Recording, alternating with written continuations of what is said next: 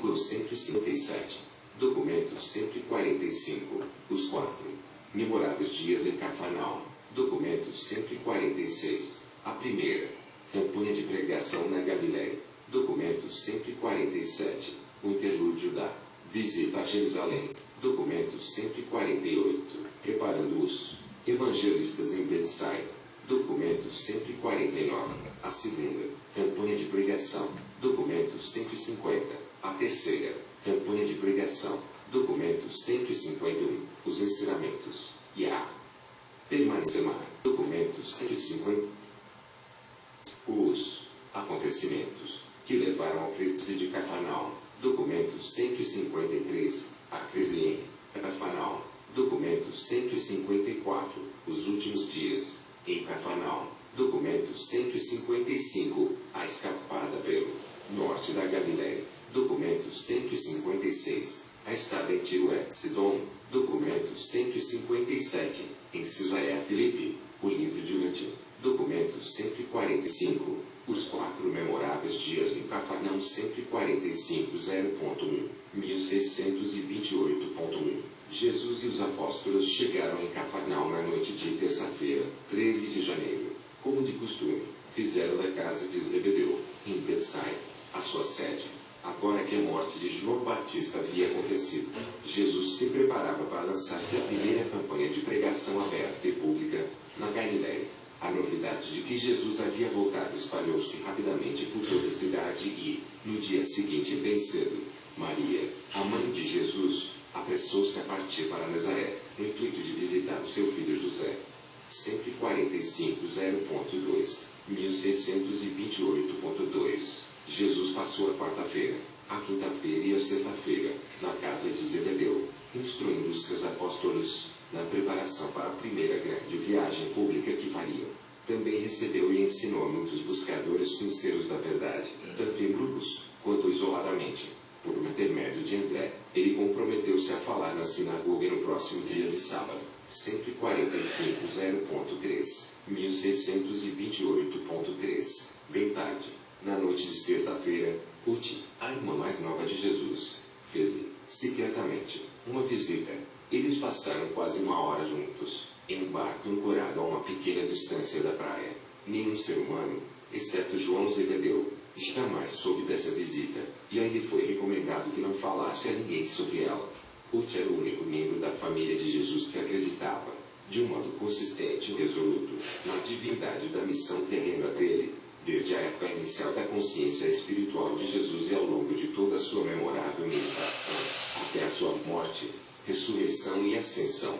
E ela, finalmente, passou a vida futura não tendo nunca duvidado do caráter sobrenatural da missão do seu pai e irmão na carne. A pequena Ruth foi o maior conforto de Jesus, no que dizia respeito à sua família terrena, durante as provas cruéis do seu julgamento, da sua rejeição e da sua crucificação. 1. O lanço com a rede repleta de peixes. 145.1. 1628.4. Na sexta-feira, pela manhã, dessa mesma semana, quando Jesus estava ensinando da praia, o povo em volta dele empurrou até tão perto da água que ele fez um sinal para alguns pescadores, trabalhando num barco próximo, para que viessem resgatá-lo. Ele entrou no barco e continuou a ensinar a multidão reunida, por mais de 2 horas. Esse barco chamava-se Simão. Era o antigo barco de pesca de Simão Pedro e havia sido construído pelas próprias mãos de Jesus. Nessa manhã, em particular, o barco estava sendo usado por Davi Zebedeu e 2 companheiros seus, que haviam acabado de vir de uma praia próxima. Depois de uma noite frutífera de pescaria no lago, eles estavam limpando e reparando as suas redes, quando Jesus pediu-lhes que viessem ajudá-lo. 145.2. 1628.5. Depois de Jesus ter acabado de ensinar ao povo, ele disse a Davi: Tu te atrasaste para vir ajudar-me. Agora deixa que eu trabalhe contigo. Vamos pescar. Vá para o fundo e joga as tuas redes para um arrastão. Mas Simão, um dos ajudantes de Davi, respondeu: Mestre, é inútil. Nós lutamos toda a noite e não pegamos nada. Contudo, a seu pedido iremos até lá e lançaremos as redes. E Simão consentiu em seguir a indicação de Jesus, por causa de um gesto feito pelo seu patrão, Davi. Quando chegaram no local indicado por Jesus, Eles jogaram as redes e pegaram uma quantidade tão grande de peixes, que temeram pelo rompimento das redes e tiveram de sinalizar aos seus companheiros, nas margens, para que viessem ajudá-los. Quando haviam enchido todos os 3 barcos de peixes, até quase afundarem, Simão caiu aos joelhos de Jesus dizendo: sai de perto de mim, mestre, pois eu sou um pecador. Simão e todos aqueles que estavam envolvidos nesse episódio ficaram assombrados com a quantidade de peixes na rede. Desde aquele dia, Davi Zebedeu, o seu ajudante Simão e os seus companheiros abandonaram as suas redes e seguiram Jesus. 145.3, 1629.1. Este, entretanto, não foi um lanço milagroso da rede, em nenhum sentido. Jesus era um estudante cuidadoso da natureza, era um pescador experiente e conhecia os hábitos dos peixes do mar da Galileia. Nessa ocasião, ele apenas levou esses homens até o local onde os peixes geralmente deveriam ser encontrados naquela hora do dia. Mas os seguidores de Jesus sempre consideraram este fato como um milagre. 2. À tarde na sinagoga 145.2.1, 1629.2. No sábado seguinte, durante o serviço da tarde na sinagoga, Jesus pregou o seu sermão sobre a vontade do Pai do céu. Pela manhã, Simão Pedro havia pregado sobre o reino. No encontro de quinta-feira, à noite, na sinagoga, André havia proferido um ensinamento cujo tema foi o novo caminho. Nesse momento em particular, havia mais pessoas acreditando em Jesus na cidade de Cafarnaum do que em qualquer outra cidade na terra. 145.2.2, 1629.3. Jesus ensinou na sinagoga, nessa tarde de sábado, e, conforme o costume, o primeiro texto ele tomou da lei, lendo do livro do Êxodo: e servirás ao Senhor, teu Deus, e ele abençoará o teu pão e a tua água, e toda a doença será afastada de ti. Jesus escolheu o segundo texto dos profetas, lendo de Isaías: levanta-te e resplandece, pois a tua luz já veio, e a glória do Senhor levantou-se sobre ti. As trevas podem cobrir a terra e uma profunda obscuridade pode recobrir o povo, mas o Espírito do Senhor levantar-se-á sobre ti, e a glória divina será vista contigo. Até mesmo os gentios virão para essa luz, e muitas grandes mentes render-se-ão ao esplendor dessa luz. 145.2.3, 1629.4. Esse sermão foi um esforço da parte de Jesus para deixar claro o fato de que a religião é uma experiência pessoal. Entre outras coisas, o mestre disse: 145.2.4, 1629.5. Bem sabeis que um pai de coração terno, amando a sua família como um todo, considera como um grupo, por causa do forte afeto que dedica a cada membro individual dessa família. Não mais deveis pensar no Pai do céu como filhos de Israel, e sim como filhos de Deus. Enquanto grupo, sois de fato filhos de Israel. Contudo, como indivíduos cada um de vós é um filho de Deus. Eu vim, não para revelar o Pai aos filhos de Israel, e, sim, para trazer esse conhecimento de Deus e a revelação do seu amor e misericórdia ao indivíduo que crê, como uma experiência pessoal genuína. Os profetas todos têm ensinado que Yahvé importa-se com o seu povo, que Deus ama Israel. Contudo, eu vim até vós para proclamar uma verdade maior, uma verdade que muitos dos profetas recentes também compreenderam, a verdade de que Deus vos ama, a cada um de vós, como indivíduos, em todas essas gerações. Vós tendes conhecido uma religião racial ou nacional, agora eu vim para vos dar uma religião pessoal. 145.2.5, 1600.1. Contudo, mesmo essa não é uma ideia nova. Muitos, dentre vós, que tendes a mente espiritualizada, têm sabido dessa verdade, porquanto alguns dos profetas vos instruíram desse modo. Acaso não lestes as Escrituras onde o profeta Jeremias diz: naqueles dias não se dirá mais que os pais comeram uvas ainda verdes e os filhos ficaram com os dentes esmagados. Cada homem morrerá pela sua própria iniquidade. Todo homem que comer uvas ainda verdes ficará com os dentes esmagados. Vede, dias virão em que farei uma nova aliança com o meu povo, não de acordo com a aliança que eu fiz com os pais deles, quando os tirei das terras do Egito, mas de acordo com um novo caminho. Eu irei até mesmo escrever a minha lei nos seus corações. Eu serei o seu Deus, e eles serão o meu povo. Naquele dia, cada homem ao seu vizinho, não irá dizer: tu conheces o Senhor. Não, pois todos eles me conheceram pessoalmente, desde que o menor até o maior de todos. 145.2.3, 1630.2. Acaso não lestes sobre tais promessas? Não acreditais nas Escrituras? Não compreendeis que as palavras dos profetas estão realizadas naquilo que podeis ver já no dia de hoje? E Jeremias não vos exortou a fazer da religião um assunto do coração, para vos relacionardes com Deus como indivíduos. E acaso o profeta não vos falou que o Deus do céu buscaria vossos corações individualmente? E não fostes avisados de que o coração humano natural é enganoso acima de todas as coisas, e que, muitas vezes, é desesperadamente malvado? 145 2.7, 1630.3. Não lestes, também em Ezequiel, onde ele ensinou até mesmo aos vossos pais que a religião deve tornar-se uma realidade nas vossas experiências individuais?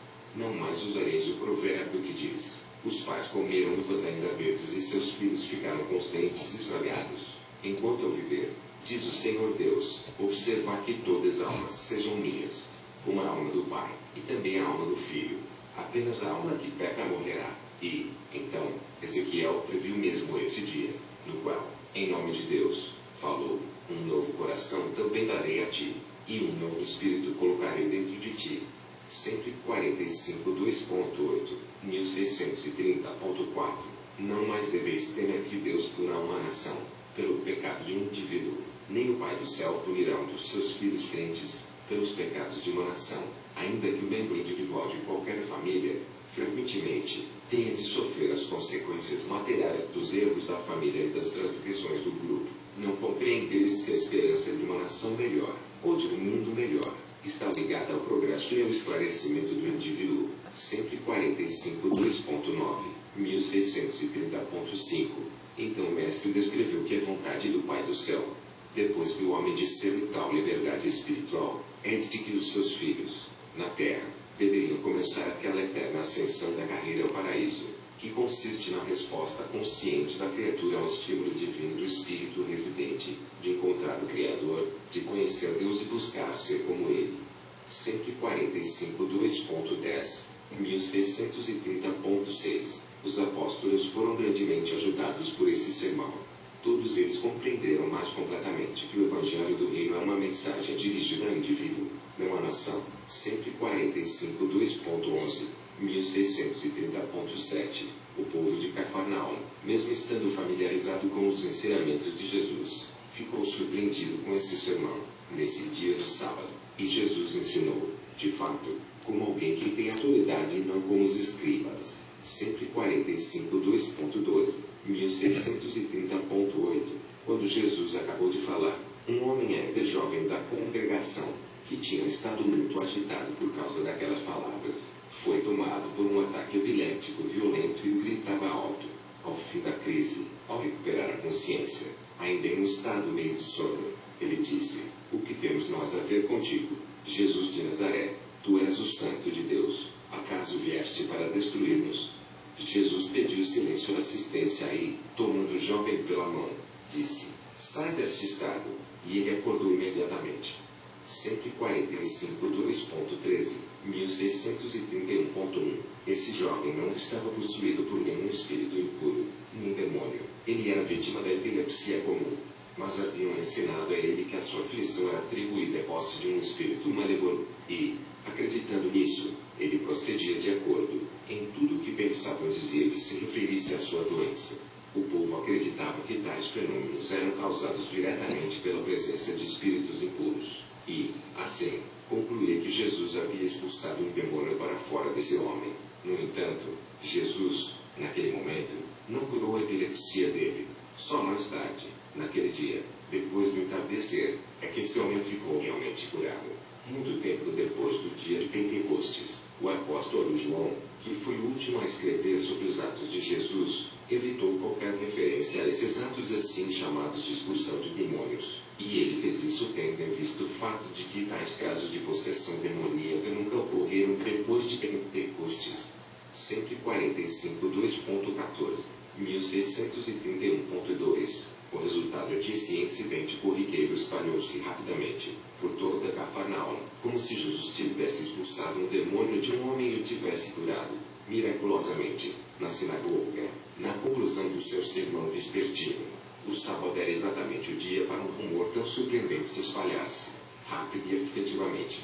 E a história foi também levada até todos os povoados menores, nos arredores de Cafarnaum, e muita gente acreditou nela. 145 2.15, 1631.3. Os trabalhos de cozinha e de arrumação, na grande casa de Zebedeu, onde Jesus e os 12 estavam hospedados, eram feitos, na sua maior parte, pela esposa e pela mãe de Simão Pedro. A casa de Pedro era próxima à de Zebedeu, e Jesus e os seus amigos pararam lá, quando vinham da sinagoga, porque a sogra de Pedro tinha estado doente por vários dias, com calafrios de febre. E aconteceu que, durante o tempo em que Jesus ficou ao lado dessa mulher adoentada, segurando a sua mão, acariciando a sua fronte e dizendo-lhe palavras de conforto e de encorajamento, a febre foi embora. Jesus ainda não havia tido tempo para explicar aos seus apóstolos que nenhum milagre fora realizado na sinagoga, e, com esse incidente tão recente e vívido nas suas mentes, e com a lembrança da água e do vinho em Caná, eles tomaram essa coincidência como um outro milagre, e alguns deles correram para espalhar as novas por toda a cidade. 145 2.16, 1631.4. A Marta, a sogra de Pedro, estivera sofrendo com a febre da malária. Ela não havia sido miraculosamente curada por Jesus naquele momento, e, só várias horas mais tarde, depois do pôr do sol, é que a sua cura foi efetivada quando do acontecimento extraordinário que ocorreu no jardim da frente da casa de Zebedeu. 145 2.17, 1631.5. E esses casos são típicos da maneira pela qual uma geração em busca de milagres, e um povo com a mente voltada para os milagres, infalivelmente, agarram-se a tais coincidências como um pretexto para proclamar que mais um milagre havia sido realizado por Jesus. 3. A cura ao entardecer. 145 3.1, 1631.6. No momento em que Jesus e os seus apóstolos estavam prontos para tomar a sua refeição da noite, perto do final desse dia de sábado cheio de acontecimentos, toda Cafarnaum e os seus arredores estavam inquietos por causa desses supostos milagres de cura, e todos que estavam doentes, ou afligidos, começaram os seus preparativos para irem a Jesus ou para serem carregados até ele, pelos seus amigos. Tão logo o sol se pôs, de acordo com o ensinamento judeu, não era permitido sequer ir em busca da saúde durante as horas sagradas do sábado. 145 3.2, 1632.1. E, portanto, tão o sol escondeu-se no horizonte. Dezenas de crianças, mulheres e homens aflitos começaram a tocar